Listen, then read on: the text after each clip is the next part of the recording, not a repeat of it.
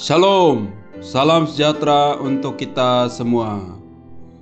Bertemu kembali dalam program BSJD, pemberitaan firman Tuhan hari ini sesuai dengan Almanak Nas Gereja Kalimantan Penglis, diambil dari kitab Perjanjian Lama dari 1 Raja-Raja pasal 3 ayat 16 sampai dengan 28 di bawah judul Hikmat Salomo pada waktu memberi keputusan. Saya akan bacakan ayat 25 sampai dengan ayat yang ke-27 sebagai berikut. Kata raja, "Penggallah anak yang hidup itu menjadi dua, dan berikanlah setengah kepada yang satu dan yang setengah lagi kepada yang lain."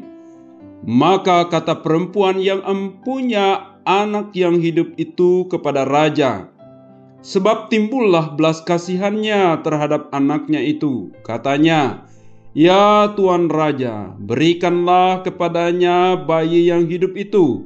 Jangan sekali-kali membunuh dia." Tetapi yang lain itu berkata, "Supaya jangan untukku atau pun untukmu, penggallah." Tetapi raja menjawab, katanya, "Berikanlah kepadanya bayi yang hidup itu. Jangan sekali-kali membunuh dia. Dia itulah ibunya." Sedemikian jauh pembacaan firman Tuhan. Yang berbahagia ialah mereka yang mendengar firman Allah dan yang memeliharanya. Amin.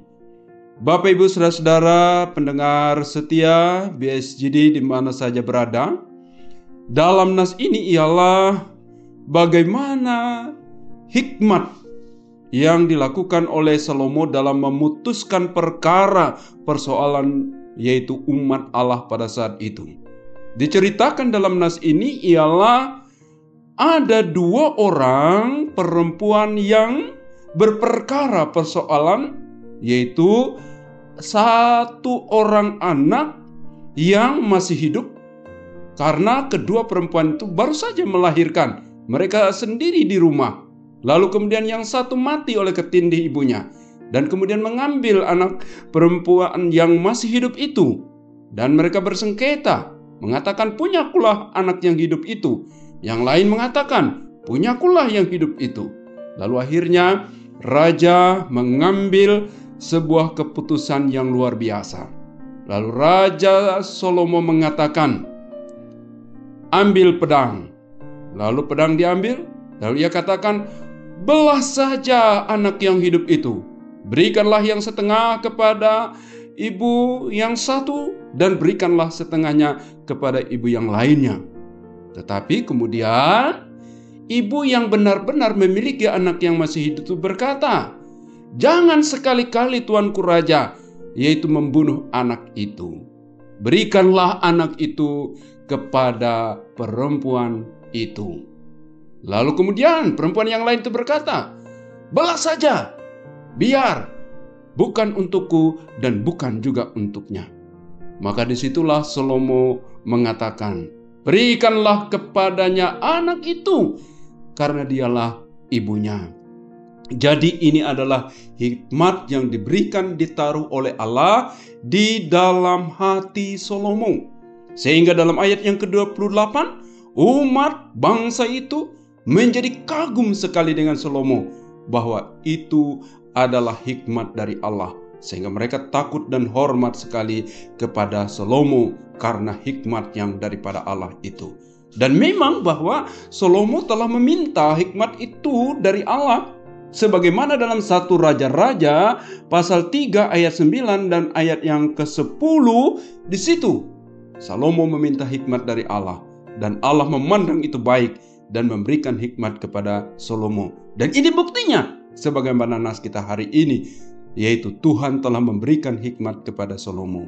Bapak, Ibu, saudara yang dikasihi Tuhan, siapapun kita di tengah-tengah dunia ini, entah itu pendeta, entah itu yaitu pikaris, penginjil, para pendeta diakon, orang biasa, atau bapak dalam rumah tangga, siapapun kita memerlukan hikmat dalam memutuskan segala perkara, segala sesuatu yang kita lakukan dalam hidup ini. Nah, bagaimana kita supaya berhikmat? Kita harus memiliki hikmat dan memerlukan hikmat.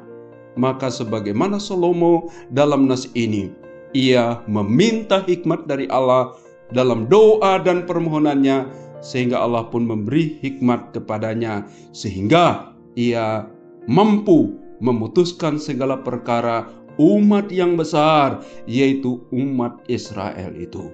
Bapak Ibu Saudara yang dikasihi Tuhan, bahkan juga yaitu Paulus dalam Efesus pasal 1 ayat 17, siapa yang kekurangan hikmat, hendaklah ia memintanya kepada Allah, sehingga memiliki hikmat untuk menghadapi segala perkara persoalan dalam kehidupan ini dengan bijak, dengan baik. Karena Yesus Kristus Tuhanlah, yaitu sumber hikmat, maka mintalah daripadanya hikmat untuk yaitu menghadapi segala perkara dalam kehidupan ini.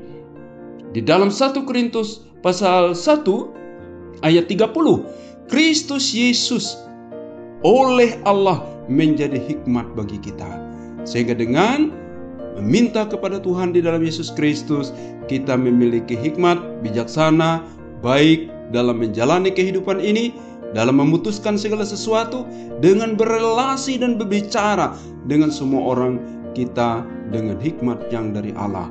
Maka berdoalah, memintalah hikmat kepada Allah, bukan sekali, tetapi tak jemu-jemunya dalam setiap langkah perkara perjalanan kehidupan kita. Minta tuntunan hikmat daripada Tuhan. Tuhan memberkati kita semua.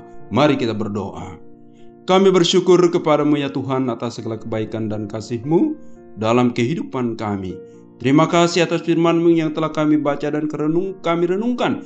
Kiranya Tuhan memberikan kepada kami hikmat, kebijaksanaan, kepandaian, dan terus tulus melakukan tugas pekerjaan aktivitas kami setiap hari, dalam rangka kami senantiasa menjadi puji dan hormat bagi kemuliaan Tuhan. Kami bersyukur juga kami boleh merayakan yaitu Hari Ulang Tahun Republik Indonesia yang ke-79. Indonesia telah merdeka. Kami boleh merayakan kemerdekaan. Kami juga boleh menyambut ibu kota negara yang baru, yaitu ibu kota Nusantara. Terima kasih Tuhan, berkati keberlangsungan dan keberlanjutan pembangunan IKN. Kami juga menyambut pimpinan yang baru, pimpinan nasional, presiden dan wakil presiden yang baru. Tuhan berkati pemimpin yang baru, sehingga boleh melanjutkan segala sesuatu Indonesia, yaitu maju. IKN baru Indonesia maju menjadi nyata bagi kehidupan kami. Berkati keluarga rumah tangga kami masing-masing, berkati anak-anak kami, berkati gereja Kalimantan Pengelis menjadi kepujian dan kemuliaan nama-Mu di tengah-tengah dunia ini. Di dalam Yesus Kristus kami berdoa dan mengucap syukur. Amin.